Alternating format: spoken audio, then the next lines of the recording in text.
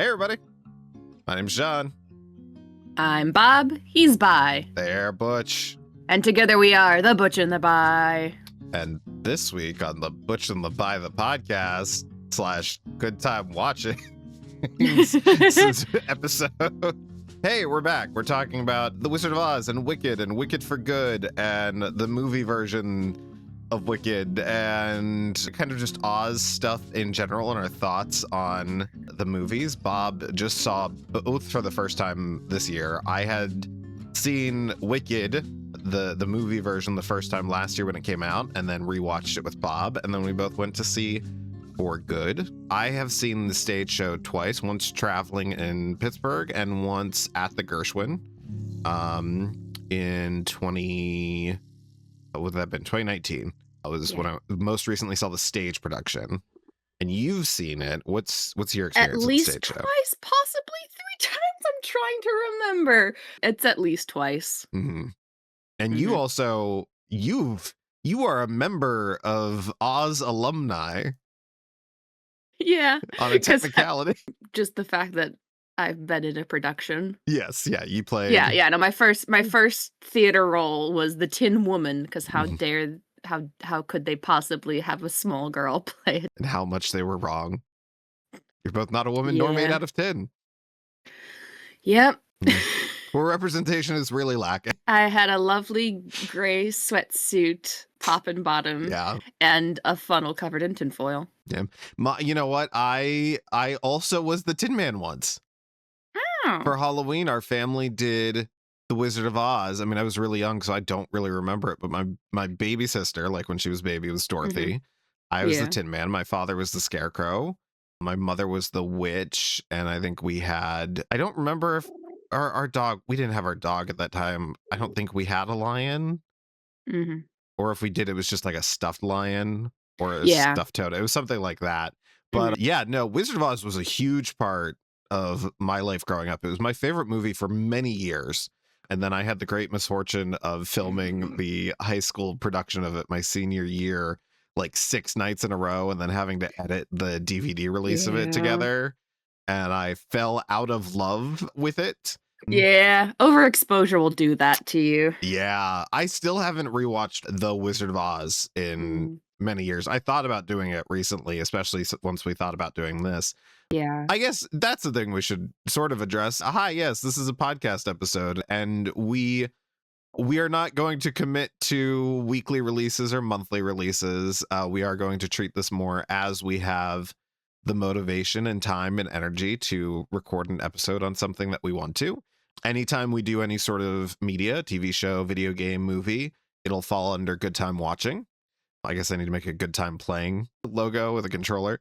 And then anytime it's either with a guest or if it's just us with our musings about some random subjects, that'll just be, typical Butch and the Bi episode. But that way there's the option to do both and we're not locked down to anything. Mm-hmm. So if you do want to keep up with us for when there are new episodes, obviously follow us on the audio platform of your choice. This will also be going up on YouTube, as you can, if you're watching the video version of this right now, you can see our lovely PNG tubers because we're lazy. Yeah, shout out to VideoTube Mini for being a really great way to have a PNG tuber. And it not be a big old pain in the butt. Yeah. Yeah. So do that. Maybe don't worry about the Facebook page. We gained like 900 bot spam followers in like India and Bangladesh. So I'm worried that page might get suspended at some point soon. And if it does, we're not going to be bothering to fix it unless it causes other issues. But yeah, you can follow us on the audio platform of your choice, wherever you're listening to this now or watching this. And then also on Instagram, we will be posting when we have new stuff like we normally do when we have new shows or whatever. But anyways, let's get into talking about this. Where do we want to start? Do we want to start with the movies? Do we want to start with Wizard of Oz in some capacity? I feel like chronological for our experience. So watching the musical. Okay. Yeah. Yeah, because to me it is a fantastic movie. It is insane how much of like it holds up, like, and how stunning it is. I think the big thing is just how mythological it's become compared to like how insane the production was and everything. Yeah. And like how many rumors about the production were out for years. I believe that rumor about the Munchkin performer or crew member that like died on the set. That's not true. That's not a thing that happened. That was an exotic bird flapping around in the background of one of the scenes.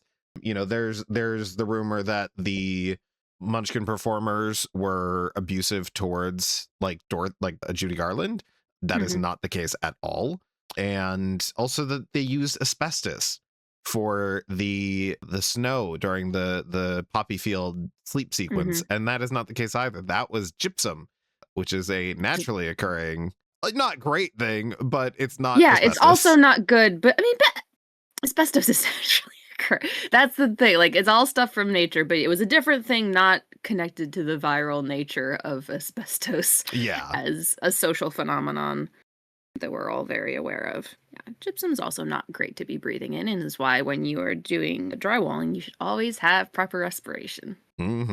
Yeah, really Mm. anything where there's small particulate, you should be wearing a mask. Speaking of small particulate, man, several performers in The Wizard of Oz got really, oof, they had a rough go of it, especially performers for the Tin Man and for the Wicked Witch of the West.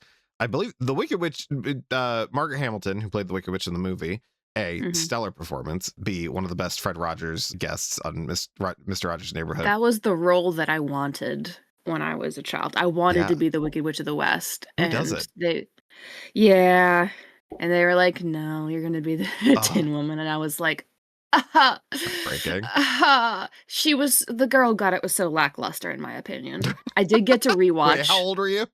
6, like 5 or 6. I was a judgmental child, but I did Yep. get to rewatch it because the girl who played Dorothy was the younger sibling of my first partner, and they had the Oh, VHS. that's so funny. Truly only me and the kid who played the lion were giving it our all. Yeah. Everyone else kind of and I was, as an adult, vindicated in my, like, "I should have been the Wicked Witch. I would have been so good at being the Wicked Witch." There is one stage show recording of me from when I was a kid. I don't think my parents have it anymore. I think it got lost in the most recent move, but it Mm. was the DVD of the me and the Music Man as the mayor with a pillow in my shirt and everything. That is the only time I've done scripted performance and it didn't go horribly, I guess. But yeah, no, it is, I mean, it's a timeless classic for a reason. I mean, it's essentially the story of good and evil. It's found family.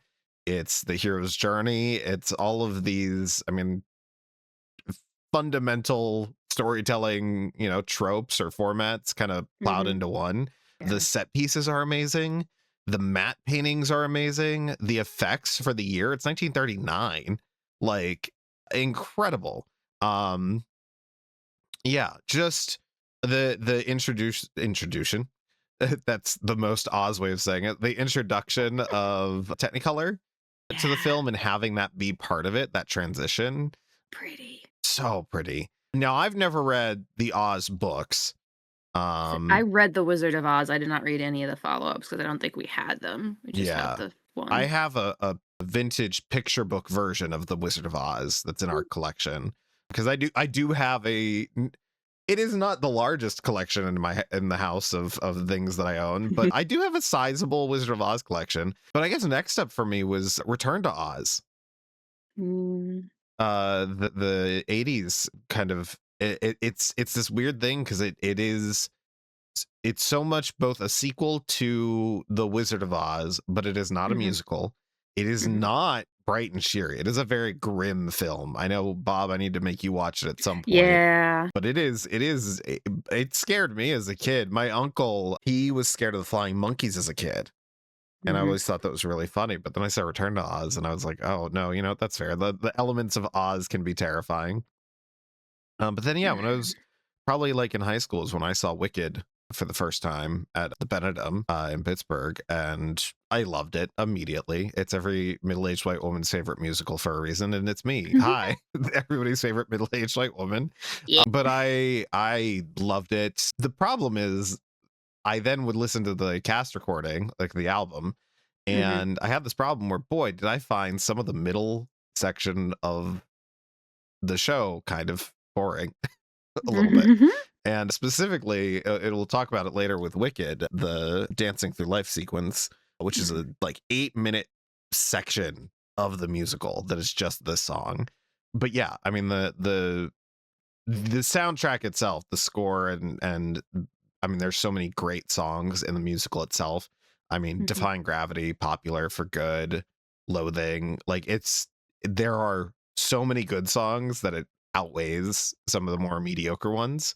Mm-hmm. um but yeah, do you have any like what was your reaction to seeing the stage show for the first time? If Yeah, you're I did listen to the music a bit beforehand, I remember, but seeing it for the first time, just blown away. I was early teens, I think. We went to the Twin Cities, saw it. I don't remember which big theater in the Twin Cities it was, a big theater up in, I don't know if you're in the balcony. Like, we were pretty far away because my parents weren't springing for like the nicest seats, but just the scale of it and the dragon and everything was very like, yeah, yeah, it's it's a very stunning show. Seeing it at the Gershwin, like as it's intended, was also trippy. um yeah. yeah, that was a treat, because it wouldn't be a Butch in the Buy episode if we didn't talk about 9/11 in some capacity. Yep. So my first time in New York, I had two things that I really wanted to do. And one sounds like a terrible thing, but I wanted to go see Wicked at the Gershwin. That was the primary point for the trip. It was my Mhm. first time going. Obviously, I wanted to see all the sights and sounds, but going to see Wicked was the big thing. And then the second thing was going to the September 11th museum and memorial site and Mhm. seeing that and experiencing that. And boy, doing them both in the same day, back to back, sure was a trip. We did the museum first, and then we went to see Wicked. And let me tell you something, Defying Gravity and For Good hit very different in that when you do that setup. In that context. Um, but yeah, but I remember, again, like now that I was a little bit older, a little more Mhm. media literate and paying a lot more attention to more than just the song and dance of it all. Mhm. Is where I picked up on some of the like not failings, but just some of the lesser parts of the show, like the pacing and some of the character development for characters that should probably be more important based on what the plot is about. Looking at Mhm. you, Dr. Dillamond. Yeah. I just remembered that I took voice lessons for much of my teen years, and there would be the summer recital, which was you got to perform in character with staging some musical numbers, and I did do Elphaba one year. Painted Hmm. myself green, and I did The Wizard and and then a little later I did Not That Girl. Funnily enough, I went last year with our friend of the show, Katie Tarara, who's been on several episodes. Go check them out. She did a bracket episode and Mm. some other stuff. But yeah, I just remember being so much in love with the first movie. And I think and I guess we can get into the movies now. What I really appreciated is that Wicked at its premise is a show that is very fantastical, but it is also a very intimate show. It is between, Mhm. these a lot of scenes in the movies were adjusted to have more characters than they did in the stage show. But I really loved Dancing Through Life and the Ozdes Ballroom scene in the movie versus the stage show, because of, it was the moment between, obviously spoilers for Wicked and Wicked for Good. We're not, it's, Mhm. you know, there's that. But there's this moment between Elphaba and Glinda where, Glinda has given her the iconic hat and sent Mhm. her off saying, "Oh, you'll look fantastic in this." And everyone's staring at her and pointing and laughing. And Elphaba starts dancing by herself to no music. And Glinda joins. And it's just this beautiful moment. It's the first time Elphaba has been embraced and accepted by someone for being exactly who she is. And the fact that it's the person that put her in the situation is just Mhm. so it's a very beautiful for full circle moment, but it also kind of identifies their relationship and like what that Mhm. plays out through the rest of the show. Yeah. um but I really loved that. I really loved that it incorporated a couple more, callbacks to the 39 film.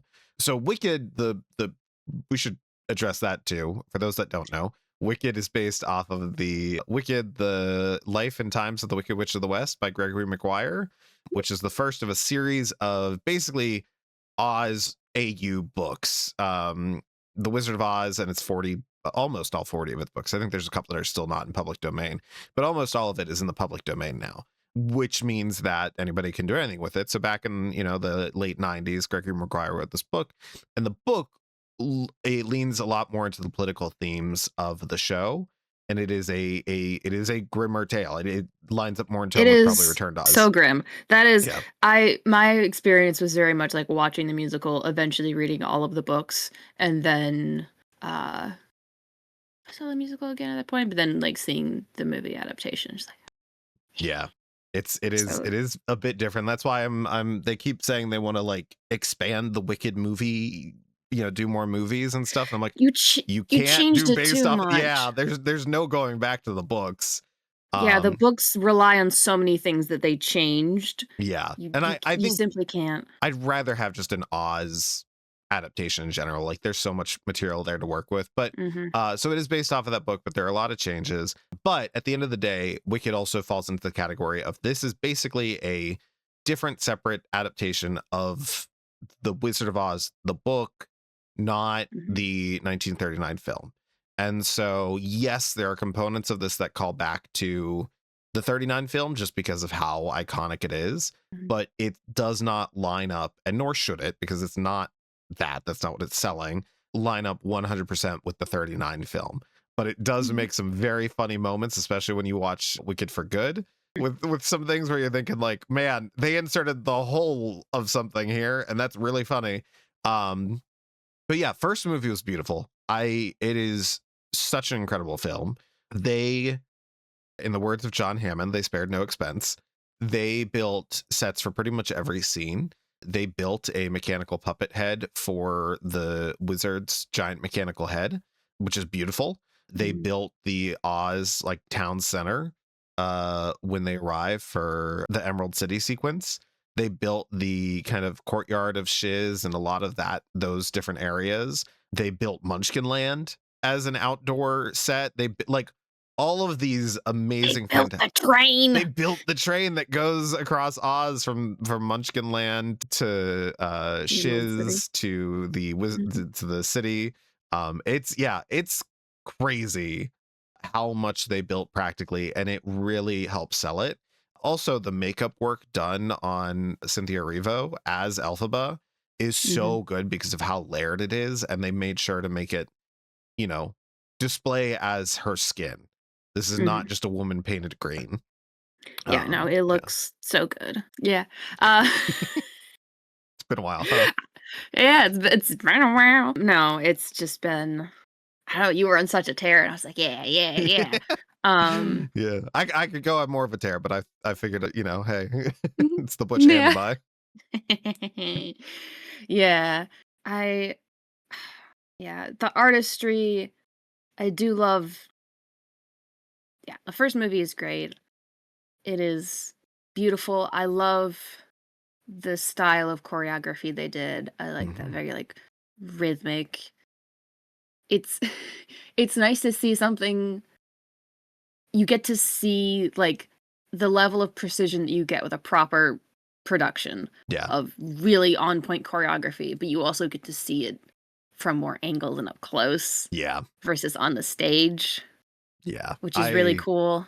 Yeah. I legitimately think, especially after seeing it for good, this is the superior way to experience the Wicked musical just because of that function of being able to be up close and notice those details. Because I've only ever seen Wicked from the nosebleeds. Yeah. So yeah, they have some incredible sequences, especially Loathing. Such a great twist on that, and how they kind of, because they're not locked down to one setting, it lets them explore that as more of a montage and shows the span of time that's happening a lot better. Yeah. The especially how they incorporated Elphaba's boo in Loathing. It's so good. we talked about Dancing Through Life. I just enjoyed that sequence more, but specifically for Jonathan Bailey's Fierro's choreography. Mhm.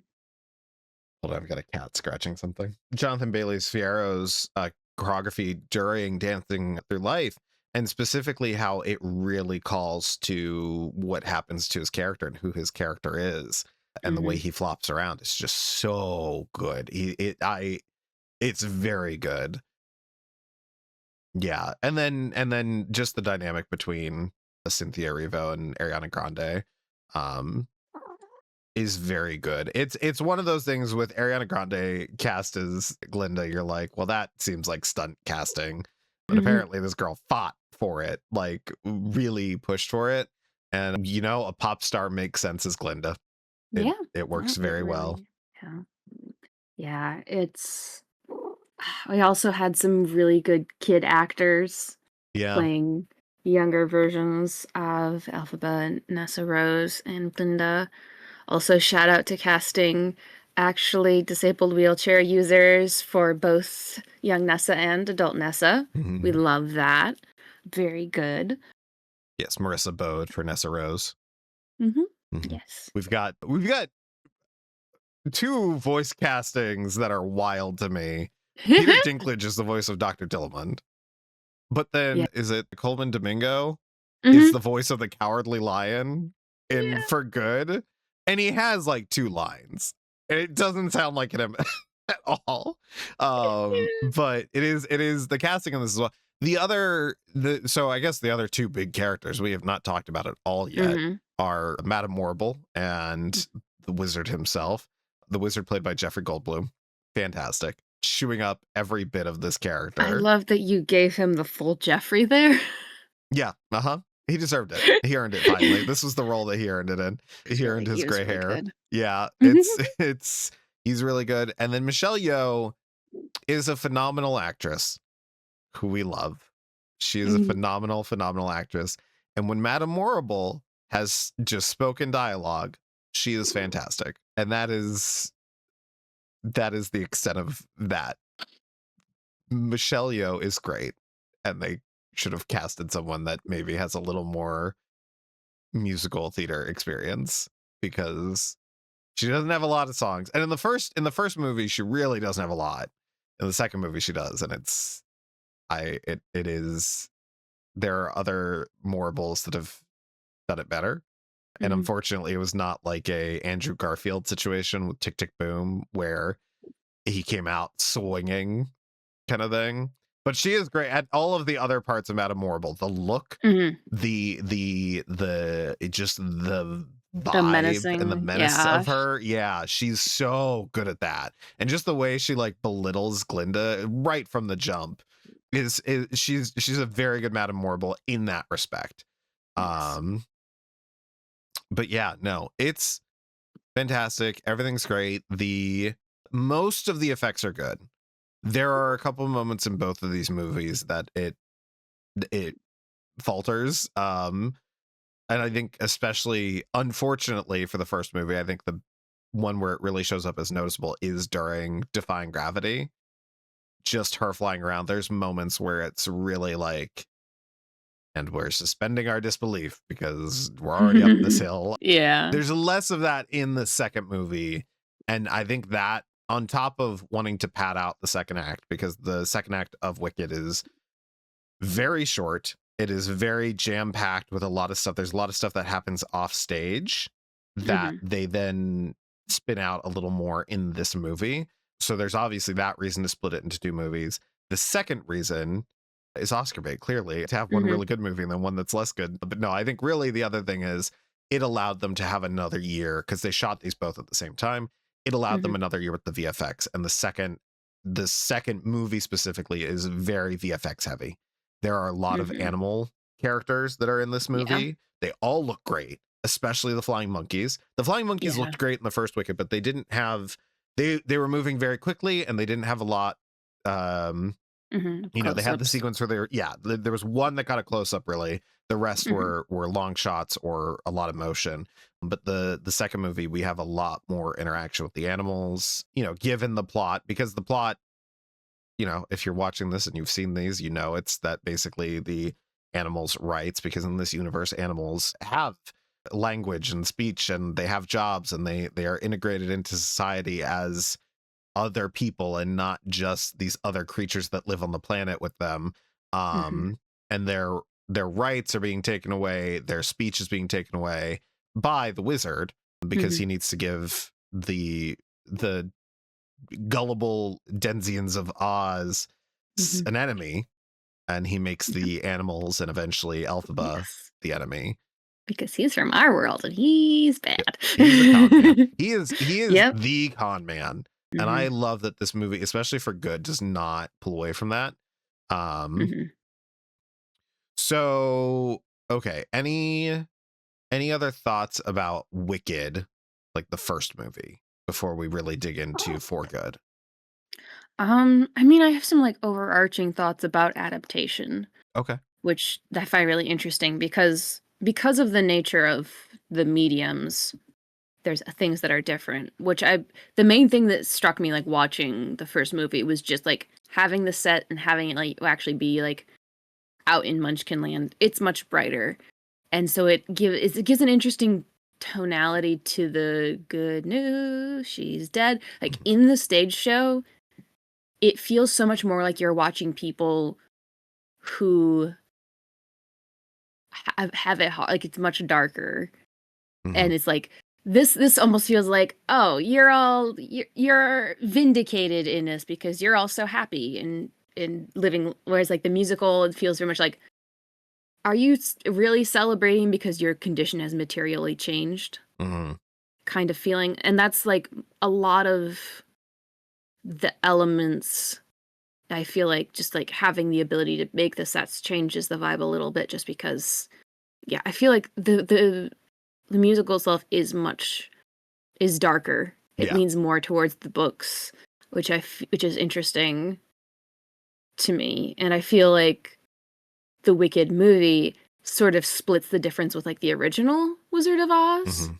of being able to have the bright colorful scenery and obviously all of the costume changes and everything being outside of the limits of theater separates it a little bit from the thing that I had like found most interesting was like people are like, she's the villain, she's doing nothing to them materially, she's Yeah. doing nothing to them, but it's like that's the thing.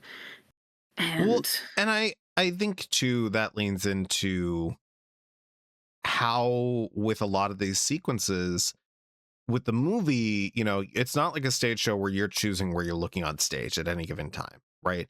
During a performance, you're going to be looking at different things, and maybe a performer is doing something that you didn't catch, like a glance at a character or a look of hurt. And we get a lot of mhm, that in the movie because the camera goes to that character. So like during Good News at the beginning of the movie, we get these shots of Glinda looking melancholy and sad while everybody is celebrating the death of her friend. mhm, And, you know, obviously it's the beginning of the story. We don't know that yet, but like, mhm, you know, and this version of the movie or of the show really does lean in a little bit more to the tones of Wizard of Oz. I wouldn't say narratively. I think narratively it still yeah, maintains the Wicked musical. yeah, But yeah, no, yes, I the think, setting is absolutely brighter, though the color grading in the first film is markedly duller, yeah, which I find interesting. And I don't know if it was intentional or if it was just like, oops, is that it, to me, after seeing For Good, it almost feels like a haze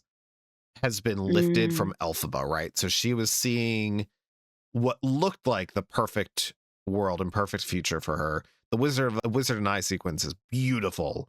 You know, we yeah, didn't even talk about that. Actually, I want to go back to the Wizard and I sequence because again, another one from the musical that I didn't really care for that much. In this, one of mhm, my favorite pieces. There's this moment, you know, where she's mentioning being degreenified as a possibility of working with the wizard.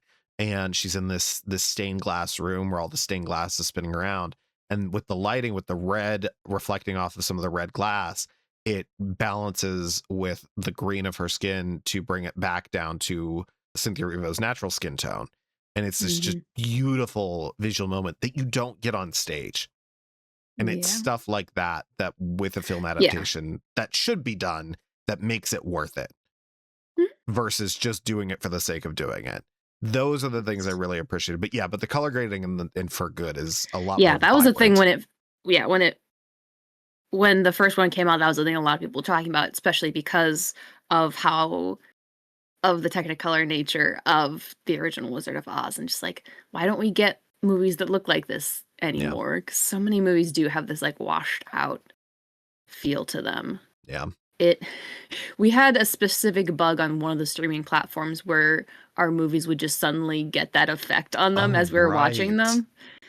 What was the one where we watched it for like 20 minutes and then I don't remember, but we were like, why does it look like this? And then we like restarted the app and it was normal. And we're like, oh my God. Yeah. I don't remember. Forget when we were watching, what was the Robin Williams movie? Ed Norton. Where they're child performers. They weren't children. They're child entertainers. Or children's entertainers. Must die. Huh? Smoochie Must Die. Yeah.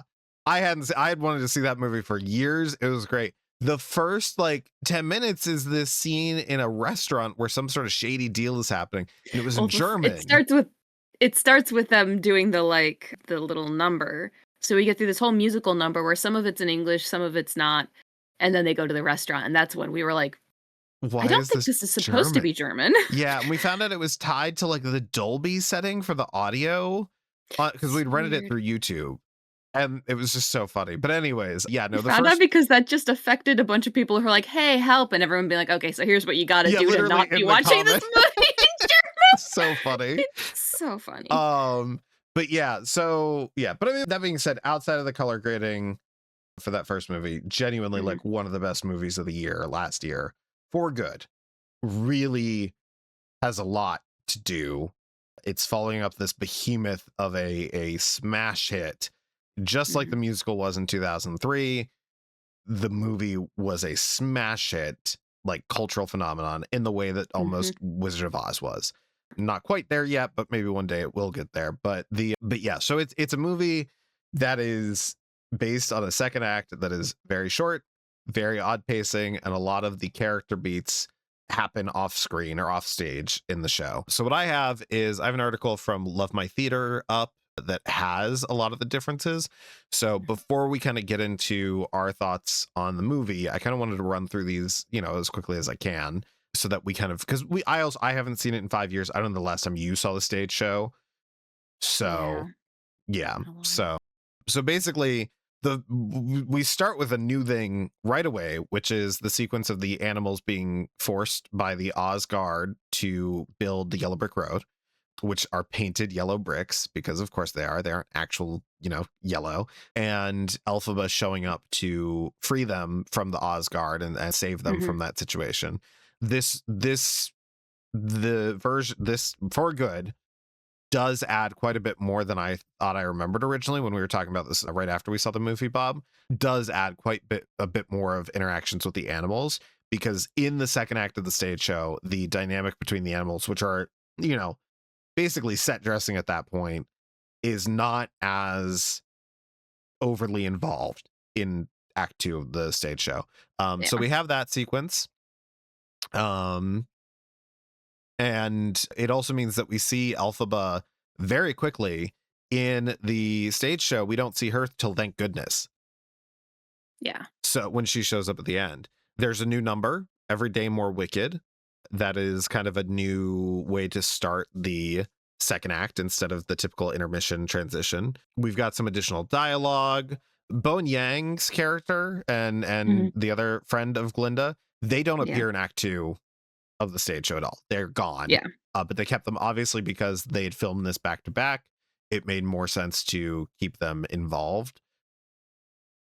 So there's that. The moment where Glinda's given her mechanical bubble from Madame Warble, completely new. I loved it. I really loved the moment where she's just pressing the button and popping it, and Michelle Yeoh's just glaring at her like, "What are you doing, you child? Why are you in this position of power that should be mine?" Kind of thing. Let's see. We get a flashback to young Glinda. There is no flashback to young Glinda in the stage show, in which she gets her first wand and realizes she doesn't have magic, or it's not working for her as she thought it should. And there's this moment where a rainbow pops up and a kid points out, "Oh my God, did you do that, Glinda?" And she's like, yes, I did. And it just defines her character so well of like, yes, at her core, that's who she is. She wants to be praised for a Mhm. gift she does not have, but thinks she deserves, no matter the cost. Let's see. During Thank Goodness, we get the skywriting that is famous from the 39 film. That doesn't really show up in the musical at all, for obvious reasons. But getting that Our Wizard Lies to Oz Dies from Madame Mhm. Morble, also getting kind of an earlier look at her abilities being related to weather, which will come into play Yeah. heavily in this show. We get a new chase scene with Fiyero after he tries to hunt down Elphaba after that sequence. That's completely new. The Wicked Witch of the East, I thought it had been tourniqueted, the whole Thropp mansion sequence of the Mhm. show, but it turns out it was expanded upon more than I thought. They did cut some things. um so the one of the newest things from that sequence is Bach trying to escape from the Emerald City, and Yeah. getting just another highlight of Nessa Rose's kind of descent to dictatorship. So the gap between the two shows is kind Mhm. of debated. Some people think it's about a year. I thought for the longest time it was like 20 years. It is roughly 3 to 5 years. A, Mhm. because the Cowardly Lion is an adult lion by the point of us seeing this version. Mhm. B, especially in this movie version, it is heavily shown that they did finish their schooling at Shiz, the remaining students that didn't run away. So that would take, 3 to 4 years, basically. So the general consensus around this version of the show is that it's 3 to 5 years between the things. Since Nessarose's and Elphaba's father died at the reveal of the Wicked Witch at the end of the last one, she's taken over as basically dictator in his role, less of a leader and more of a fearmonger. Mhm. um which she is. They softened her out a little bit in this, but they also made more crimes visible, like by having Bach try to escape and like, well, you need written permission from Ness Mhm. to leave. We get that moment. We get the No Place Like Home song, which was a lovely addition to the show. It's another moment for Elphaba to see Dulcibert after the beginning, because we don't Mhm. see her for the rest of the movie in the stage show. You see her at the beginning, Yeah. but not for the rest. Really lovely moment where she's trying to rally the animals and kind of realizes that she can't a little bit. It's that first like big disappointment of this movie is like, Mhm. just you see the whittling down of Elphaba in this movie. Yeah. So yeah, lovely song that's both an homage to the 39 film and just kind of where things are at in this movie. um we get some dialogue from the lion. This is where we get some extra lion action, and really helps clarify to why, like, Bach's very clear as to why, like, oh, why is he angry at the witches, but with the Cowardly Lion, he's in so little of the stage show that it's less clear, because he was the cub in the first movie that Mm. Elphaba and Fiyero set free, and in this one he's an adult. He's scared of the witch, and their claim is that because Elphaba and Fiyero saved him from hardship, he became cowardly, and therefore he hates her for that. It's a Mhm. very odd motivation. It's more of a motivation than we get, but it's still just like, Yeah. I yeah. mean, that is it's analogous to real life things where like, oh, this person who tried to help me is the reason I have this trauma, not the initial trauma that is why, like, being taken from his mother and put in a cage is why he's like this, but he associates it more with Elphaba and Fiyero rescuing him, Yeah, and that they're the ones who caused the who problem. Yeah, yeah. very wild. We After that sequence, Elphaba returns back to the Thropp mansion. This is where we specifically in this version, I didn't realize it right away. In this version, this is where Elphaba learns about her father's passing. In the stage show, she already knew. And so with this one, it's a little more just like, it's like, okay, she didn't know. That's why she Mhm. didn't come back to her sister. She's not just cruel to her sister, kind of thing. Yeah. This is where she gives Nessa Rose or enchants her silver Mhm. slippers, Which again, the reason that they could not use the ruby slippers was because the rights are still held up with Universal or with MGM. So they went back, but there are moments in the first movie and this where they change the lighting so that they appear ruby red, and that's very fun. They change up how Nessa Rose. So in the stage show, the enchanted slippers let her walk, and obviously there are both logistical and kind of perceptive nightmares around. Okay, how do we do that? Because the performer is, you know, from the waist down, not able to move. How do we go about this? And what I loved is that it parallels her claim of feeling like she was floating at the dust ballroom. It lets her fly, and so it's a good enough twist on it that it doesn't change kind of the effect of what's happening, basically being given independent mobility, that thing that she, you know, we spend a lot of that first movie with Elphaba defending her from various people trying to push the chair and stuff. So it's Elphaba yet again trying to give her sister what she wants. But this also involves Bach showing up and getting real pissy and wanting to leave Nessarone being scorned and trying to cast a spell from the Grimoire. It nearly kills Bach. And then again, Elphaba, in her attempt to do good, breathes from the Grimoire and turns him into the Tin Man. And this sequence, I wish there was a little more of this transition. It's a lot of just pots and pans banging around in the background. I would have loved to have seen maybe like the metal curling down his skin or something. But Bach is the Tin Man from the Wizard of Oz. And that is why he is scorned by the witches and wants to hunt them down. So big deviation from kind of where the original story is. Bach, you know, same thing with Fiyero later on, being more related to the witches. So there's that. That was really the biggest change there, as well as some lyrical changes to the Wicked Witch of the East song. Excuse me. No. Another big change was Elphaba's reason for returning to the Emerald City was, in the stage show, it was to set the monkeys free. In this, it's to influence all the high profile people at Glinda's wedding. So a little more tying it back to the actual political narrative of the show and not having it feel so separate from that first movie. In addition to this, in the show, we get this scene of her meeting up with Glinda before the wedding and telling her not to interrupt her going to the wizard, because in the stage show, Wonderful happens just between the wizard and Elphaba. And I really love the inclusion of Glinda in that sequence. I think and we had talked about this a lot because I saw online before we saw the movie some criticism of Wonderful and that sequence. Specifically, someone had been like, oh, if you have to go to the bathroom when Wonderful starts, go to the bathroom and you'll get back in time for the end of it. And to me, it's such a shame because that is like the biggest,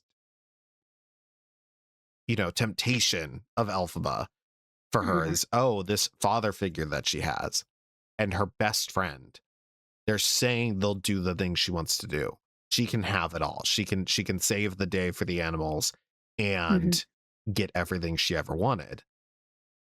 You know, and it's so devastating because there's moments where it kind of slows down and like you really, anyone with a media literate bone in their body picks up on it. Like it's just like this like melancholy like sting of like, this isn't true, this is a lie, this is another con. And I really love that this highlights just how good a con man the wizard is in this, because like it said he's a really good con man, and this shows it. She almost gets him, and she's, you know, Glinda goes to get ready for the wedding. Elphaba is like, okay, set the flying monkeys free, and he does. And in the stage show, she discovers just Dr. Dillamond. In this, they change it that it's a whole basement of caged animals. And that it's Chistery, the main monkey, mainly, who like shows her. Yeah. And this great sequence where she just, you see the heartbreak on her and that final betrayal of the wizard for her. And that being intercut with Glinda walking down the aisle towards Fiyero and them both like walking down. Marry her. Yeah. That will make you happy. you know me, I'm always happy. It's just like, Yeah. ah. Yeah, Yeah. it's devastating. The So she sets the monsters, the whoops, the animals free. They crash the wedding, and then Fiero goes to save Elphaba. You know, holds the. Is this the No, this is the sequence where he holds the wizard at gunpoint and Hmm. escapes with Elphaba. Yes. So that's all very similar to the stage show.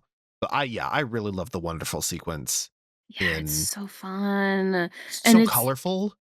it's so colorful, but that also is like the deception, which is so like I love when you're put in the same mindset as the person that's like point of view. You're like you're also falling for it, and then you're like, wait, Mm-hmm. like I know realizing, this trick. Yeah. yeah, pretty much at the same time as the person is just like, no, this isn't right. It's yeah, no, that's so good.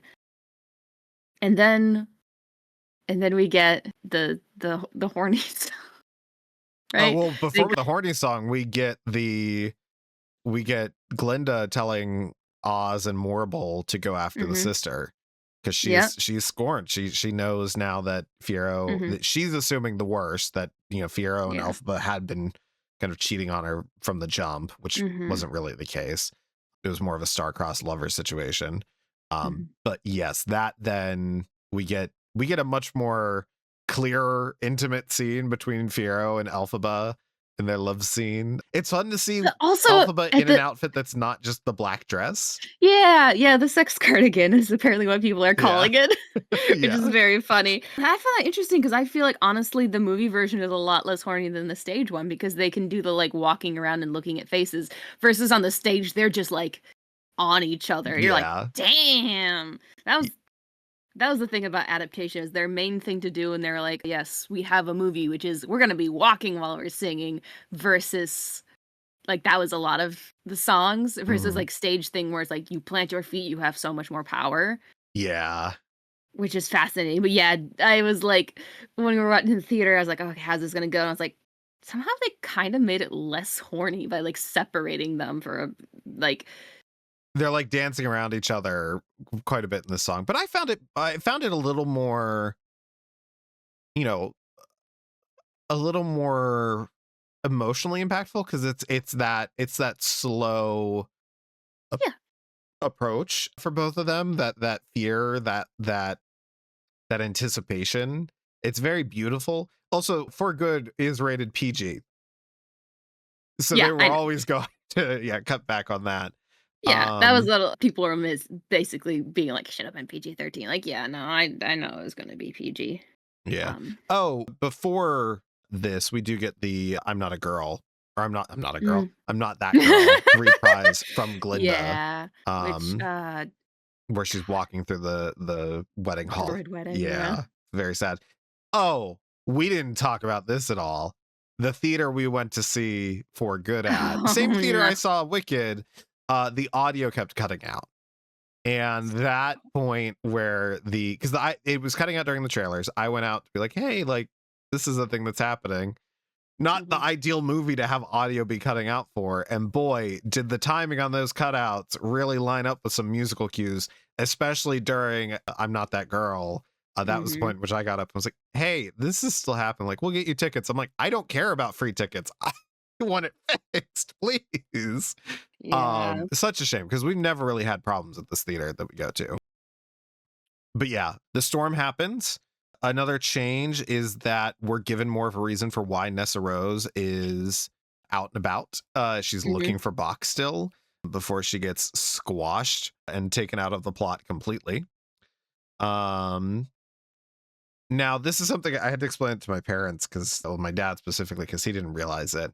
Again, as this is a separate adaptation of the Oz world and these characters, it is not a one-to-one tie-in with the 39 film. Yeah. So Dorothy lands in Oz through the house, just like, she does, but Dorothy is not a character. She is this mythical creature that looms over the narrative. She appears, they do have a bit more of her in this than the stage show for obvious reasons. Mhm. In the stage show, she's primarily basically a shadow puppet. Like, But in this, we do get a little bit more, but it is from the back. It's never, you know, we get first person perspective shots from Dorothy at this point. But, you know, Glinda sends Dorothy on her way down the yellow brick road. Elphaba shows up to see her sister, who's been crushed by this house. Her and Glinda have their little tiff with their wand fight, if you will. And Fiyero shows up to kind of break up the fight. He's still with the Gale Force, which also they gave them the name the Gale Force in this. That was not in the stage show, which was like, oh, that's fun. But he helps her escape, and then we get just a really emotional no good deed. I loved the no good deed sequence in this. It was really good. Just the they're like, oh, my family's castle, you know, go there. So that's how we get the witch's castle.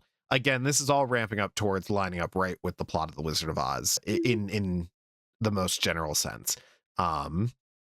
And her no good deed sequence where she's listing out her failings, Dr. Dillamond, her father, you know, Bach and Fiyero, and just everything that's been going on. And you just see that heartbreak on her as she's finally embracing being wicked. But it also really helps highlight, like, the core of Wicked is about, maybe it's not just good versus evil, but it's a lot more shades of gray in there. And, you know, she's been broken down at this point. She's been alone by herself. She got to see her friend. She possibly had her father figure back. She had companionship with Fiyero. She's lost that all. And she is more embracing the Wicked Witch title in a very, very depressing way. But I love that the Wicked, you know, she has the flying monkeys are flying around lighting the castle and doing all of that. Yeah, no, just absolute tears. It was really beautiful.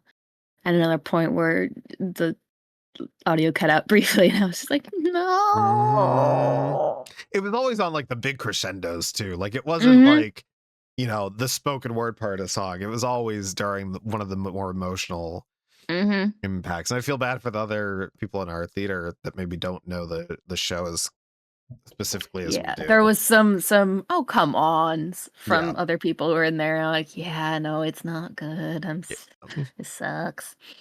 But beautiful. Yeah, we get the Dorothy, the Fab Four meeting Oz, and this makes so much more sense. I love how they do this because Oz is distraught about what's happening. You know, things are unfurling, and now the witch has, you know, Elphaba has threatened to kill him. Like it is, the stakes are very high for him. He is very kind of, he's clearly drunk. Like he's just, it's not great. And Morrible really is the one pulling the strings at this point. And she's like, you need to, they can get you, Elphaba. They can get the witch. And so we do get this wonderful shot of the mechanical head again, speaking, you know, bring me the broom of the Wicked Witch of the West, and the silhouette of the four of them there. During For Good, we see that transformation of Fiyero into the Scarecrow. Again, going back to what we were talking about with the first movie, with his floppiness in Dancing Through Life. I just loved it because it was so much the Scarecrow's dance from the 39 film. Like, and they have a lot of musical and choreographical cues from the 39 film that they have in here as Easter eggs. The Mrs. Gulch's, I gave her a whole new name. Mrs. Gulch's theme / the Wicked Witch's theme plays at various points, especially in the first movie when the flying monkeys are chasing after Elphaba and Glinda.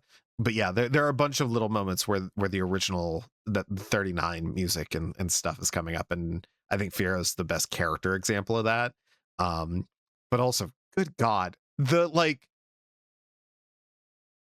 because we get the witch hunter scene with Bach like rallying the other, like the angry mob of like, we gotta kill the witch, we're gonna kill her, I hate the witch, like just like really unhinged, which fair. Bach, he's like token nice guy of like, I'm just such a good guy, I love Glinda, but I guess I'll settle and be with Nessa Rose because she's such a tragically sad girl. Like it's like there's he's such a dick in that way, but he really is the one that gets like screwed the most by literally every character. Glinda set him up, Nessa tried to kill him, Elphaba turned him into a robot. Like, it's not a Yeah. great experience for Bach. And he's rallying the lion because he could have been brave if he just had to suffer more. Like, it's this unhinged and I just imagine Fiyero being like, ooh, we just had some really good sex last night. I don't know what you're talking about. She's great. Like, and also like the Fab Four going like down the Yellow Brick Road and like going to the witch's castle. Like, there was an interview with Jonathan Bailey where he was talking about the fact that he's under the impression that Fiyero knows that the Tin Man is Bach, but that Bach does not realize that Fiyero is the Scarecrow. And there's just so much, and like Dorothy Gale has been dropped in the middle of this insane, just four-way throuple like drama. Like, Yeah. it's so funny. That's the one thing I'm like, I wish we got an actual Dorothy character in this, just because of how insane this version of the setup is, and the fact that like Bach and Fiyero are together going down the road, and Fiero's just biting his tongue because he's like, well, this is how I'm going to get to the witch the safest, because now I'm all floppy like. So yeah, the drama is very high. We got the girl in the bubble sequence also during this part of the film, which was a new song for Glinda, which I liked, but there was one thing, and it's that in the lyrics, every time what would make more sense rhythmically would be to say burst, but they say pop, and it pops the tension of the song every time. But it is a beautiful addition. Stephen Schwartz came back to do all the new music for this, so that also helps. So anyways, we get that sequence where Glinda's realizing, oh, I've been the problem. I've been my own little popular girl. But let's see. We get a moment between Morrible and Glinda that we don't really get in the stage show, in which Morrible like really tears into her as like, you smile and shut up and do your job. And Morrible really is kind of like, this is where she's taken over as once she causes the twister that kills Nessa Rose, she is taken over at this point as the villain of the story. Glinda makes her way to the castle, and really a lot of what's changed here is just kind of the way everything's framed, as we talked about with some of the other songs, just it being more intimate, but specifically the moment during For Good where they're both on each side of the closet that Glinda's hiding in. And it's so tragic, and it's so beautiful, and it was so good. And For Good's always been, I think, one of my favorite parts of the entire show. It makes up for a lot of the flaws of the second act. Yeah, that was the first Wicked song I ever heard, because someone I knew had done like a one-woman show of all the music that she would never actually get to perform as that character for various reasons, either be it gender or race or just being too old at a certain point. And so she had one of her friends join her, and they did that near the end of the show. Yeah. We also get a first person perspective of Dorothy being carried by the monkeys, which is really funny. Yeah, You just see that the was slippers funny. flipping around. And then we also get she's been thrown in the basement by Elphaba. And this point, Elphaba is fully unhinged to the point where she sounds more like the Wicked Witch of the East from the movie. And she's like, if you ever want to see your aunt, what's her name again, you're gonna take off those shoes. And she's like, the way she's screaming at her and pointing at her is so funny. And Dorothy's just like whining. Like, like, poor Dorothy Gale, to her, like, the Wicked Witch is the Wicked Witch. Like, she's been told and proven that like this girl's a monster. And if she just had a conversation with her, like, wait, they did what? That was your sister I killed? Like, just, I'd love to see that. People have been doing some funny little TikTok sketches of it, but it's so funny to me that just like this version of the movie, if people learned how to have a goddamn conversation, would be the funniest thing on the planet. And then additionally, at the end of the film, the big change is that Glinda's confrontation of the wizard and of Morrible happen all at the same time. In this, it's broken out a little bit more, where we get her, giving the bottle to the wizard, and that being the revelation that, oh, he is her father. Which, boy, young Jeff Goldblum does not look like he. That was some of the worst, like, de-aged CGI.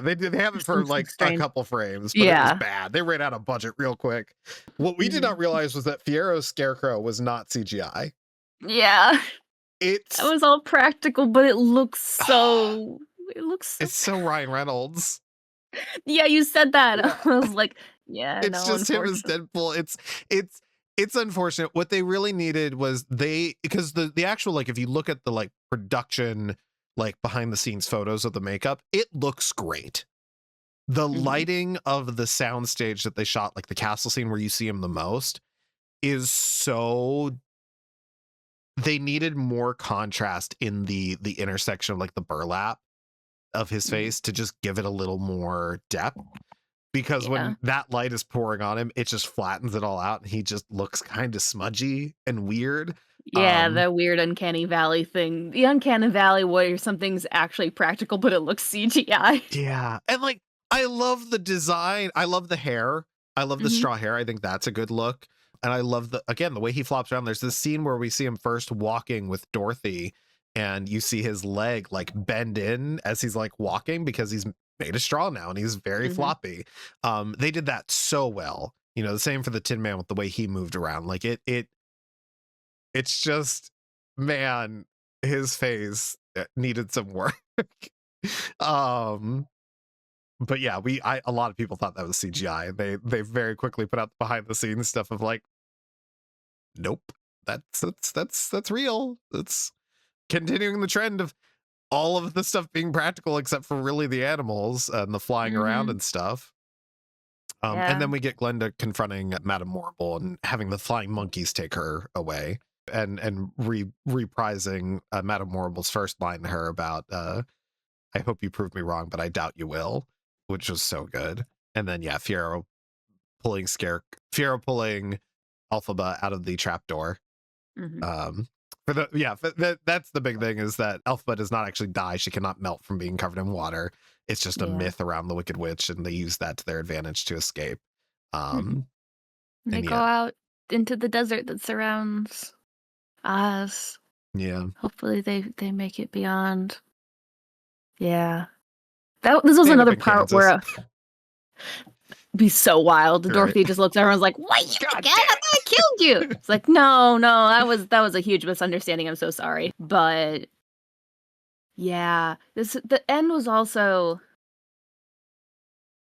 one of those moments where it felt much more light than the musical, mainly because they had their little, like, it's not like I want bad things to happen to Dr. Dillamond, but the thing where it's like, oh, he just goes back to his life. It's like, no. Yeah, they speed run things getting fixed in this. Yeah, it's very much like you were relying way too much on, like, it's one of those things where, like, something will be like, fight the man, and then it's like, actually, it's easy to defeat the man. You're like, no, it's not. It's not like you just, she's like, animals are part of it all. And like, these people haven't just been indoctrinated to hate animals for years. Yeah, it feels very similar to a certain thing that happens in our society right now. Yeah, she's just like, policy change, and it's like, well, we do need to work on the changing the heart of the people, and your cult of personality is probably not doing that instantly. Yeah, I appreciate a little more elaboration on what happens with Oz, because it is left more open-ended in the stage show. But at the same time, yeah, it's you know, you're running out of time, and at the end of the movie, and it makes sense. But also, I didn't realize this at first. The very final shot of this film is them recreating the poster. Yeah, I didn't clock that. The tears were in my eyes too much. That's fair. No, yeah, because we get these two little flashbacks to them, like the gang all hanging out in a field, and that shiz, yeah, just very sweet. Yeah, that's I said it before, I'll say it again. I think the best way to enjoy Wicked is probably these movies. The second movie was a lot better than I was expecting. I was going in with low expectations, just based on what I know about the show, and was pleasantly surprised. But I loved it. I love the performances. For the most part, I'm terrified of whatever they're going to try to do as like a Wicked 3, or like, I'd rather them just dig into Oz as a world, original Oz lore, and maybe not focus on it being a musical. Because that's the other thing, is like, okay, well, are you doing Wicked 3 is a musical, or are you just like, Yeah, it's like you're gonna have Stephen Schwartz write more music. yeah, He that sort of might not already, end the he already, best. yeah, like just yeah. Yes, That's so you feel like a lot of people underestimate how hard it is to make a good musical. how And hard it's it is just to like make a good anything. yeah, I think that's the biggest thing with a lot of people don't realize with movies and TV in general is this perception that it's somehow every step of this process is easy when it comes to this stuff, and that the reason something doesn't work or doesn't look good is because of the failing of one department or one person or one thing. And that rarely, especially the bigger the project, the more false that is. yeah. It does become a bit of too many hands in the too many cooks in the kitchen situation. But the, you know, it completely unrelated to Wizard of Oz. Well, not really. It's you know, kind of a story of getting lost in a fantastical world. Kane Pixels is a YouTuber that made a series of really great backrooms videos that play out like a TV show, they look so good. They're all CGI. It's all done, not real. And they look fantastic. And he has been contracted by, it's either Neon or A24, one of the two, or I think Neon's owned by A24, whatever it is. He's doing a backrooms movie. So now I'm like, okay, what does his vision of the backrooms look like if it's bogged down by a lot of the stuff that comes with a studio production? And I'm so curious to see. And it is that intersection of art and commerce, where the commerce can sometimes cause a lot of issues, or sometimes where it's just too many different artists trying to do too many different things. Or just someone who hasn't worked in a specific medium before, because like people have their preferred mediums, and especially like writing a short story is different from writing a novel, very different from writing a series versus a one-off book. Like TV and movies are different. They're different mediums. And I feel like it's always like when you see someone make a transition from one medium to the other, it's always very impressive, honestly. Like when you're like, someone's like, you've directed music videos, now you're making a whole movie. Oh, it's good. That's impressive. Those are two very different mediums. So yeah. I feel like so many things that we watch where we're a little bit disappointed the ending is really just people who like just haven't learned how to make a movie yet, because you gotta get the payoff. If the payoff is not as good as just the mystery, because it's easy to make, it's easier to do like, here's a creepy atmosphere and here's making something very unsettling, and like putting up the mysteries, having the mysteries resolve is always the hard part of writing a mystery. So like I always want the best for artists, and that they can make the cool art that they want to. So but yeah, this is also just because I read the books, I'm always thinking about them when I'm taking in anything Wicked. And it's like, these are very clearly two separate things. Like they have to exist as two separate things, because book and the rest of the series so weird. Such a weird time, and there's so much that it's that's the thing haunting the narrative in my brain whenever I'm thinking about books, not Dorothy Gale. It's Gregory it's Maguire. just me thinking about Gregory Maguire's weird little choices. It's like, I can't read anymore. But I mean, I just do not have the focus to read books. And when I'm listening to stuff, I'm listening to podcasts or music. So I'm not really listening to audiobooks. But they're fascinating. And there's so much about it that I just find very, very interesting. And like the original, so just a fun little thing to throw out. Fiyero is dark skinned in the books, but the Winkies specifically have blue diamond tattoos on them. That's like a sign of his status, I believe. He's also the exact opposite of he is in the musical. He's much more like, Glinda doesn't think much of him, and like he's not like loved by everyone. But the thing that I did find interesting was that they made the Gale Force, they did get the diamonds into the costuming, and I saw that and I was like, oh, that's nice. Well, I love they got that in there. the Flying Monkeys outfit change when they were taking over the castle. They get their more what they look like in the movie. And I really appreciated that. I was like, ooh, that's good. And it's hard too when you're adapting a book that is so rich and has depth to a medium like Broadway, where there's an expectation of some levity, Yes. And B, you need to very quickly communicate why these characters would interact with each other. For example, wanting Fiyero and Glinda to interact. Well, okay, now you need to Mhm. either adjust Glinda or adjust Fiyero. Yep. And in this case, it's like, well, Glinda's Glinda. This is, Mhm. Mhm. so it's that. And then I think too, they want to play into that Beauty and the Beast aspect Yeah. of this. Also, anybody saying that Elphaba, not Cynthia Erivo, I mean Cynthia Erivo is beautiful. Anybody saying that Elphaba Thropp is ugly because of her green skin or whatever, like they have this whole thing between her and Fiyero where earlier in the film he says it's looking at things a different way, Mhm. as though you need to look at her differently than what she looks Yeah, like. And no. then when he It's turns into the scarecrow, she does the same thing as though it's equivalent. Like, yes, it's Yeah, what's on the no. inside, but what's on the inside of him is straw. Like, It's like I love when things are simplified like that, because then it does also be like you have to come up with the interpretation, because it is the fact that so many people who are incredibly beautiful and just a little different are treated like shit in yeah. our society. Well, and And it's also like, just the like, oh, she has glasses. That's, yeah, yeah. her glasses and her hair is Give her a texture. Oh flower no, and take she's the glasses off. She's popular now. Like, yeah. mhm. Yeah, that Um, sort of stuff. But yeah, no, she is, God, she's so gorgeous. And the thing that's funny that like people have talked about online is just like, hey, you have a wizard that's obsessed. Why would you think this is like your baby comes out green? Is that not a blessing in a world where you have an emerald city? uh-huh. In the original book, she has sharp teeth and she bites off a midwife's fingers. So it's more of Gotcha. a, They did more of the Glenn from Seed of Chucky thing. yeah, Yeah. no, she comes out with extremely sharp, her baby teeth. She comes out with teeth, not baby teeth.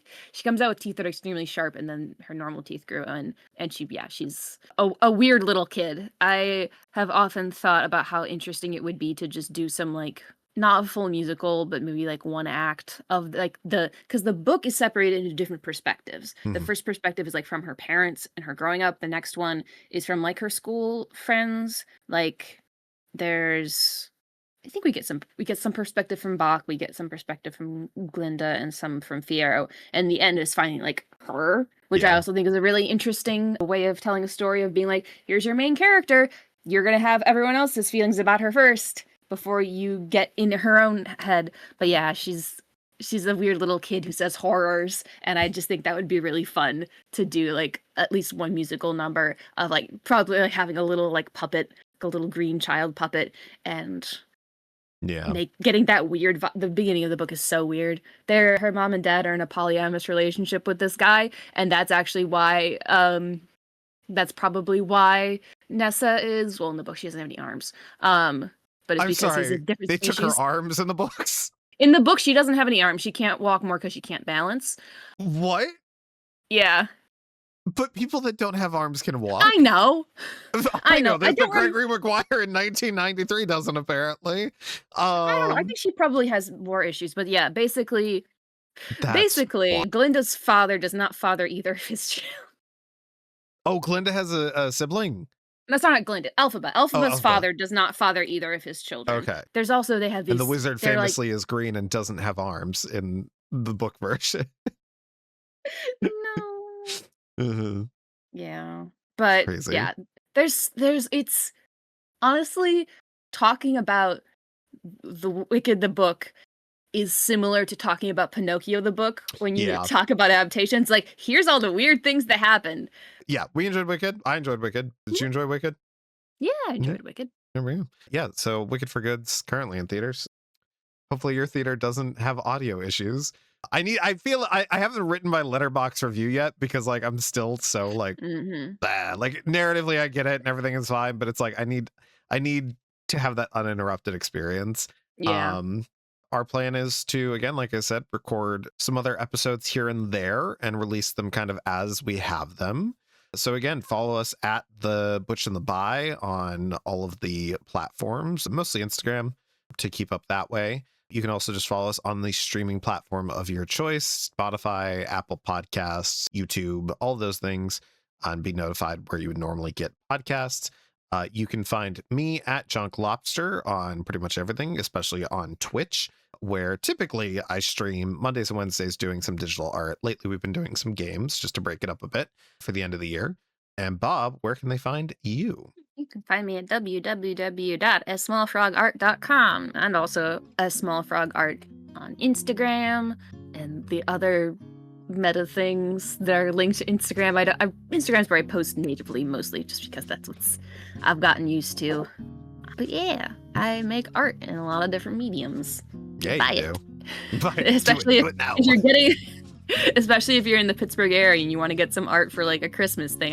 I can get you stuff quick, either in plushes that I have or in my frog shirts that I would like to sell more of. Yeah. And you can learn more about the podcast at www.butchandtheby.com. That's A&D, not ampersand, because the internet doesn't like ampersands. And yeah, we'll see you either through our various channels or we'll see you the next episode we do of this. Thanks for listening. Bye. Bye. Butch. There we go. Well, you said goodbye. Good Butch. Goodbye.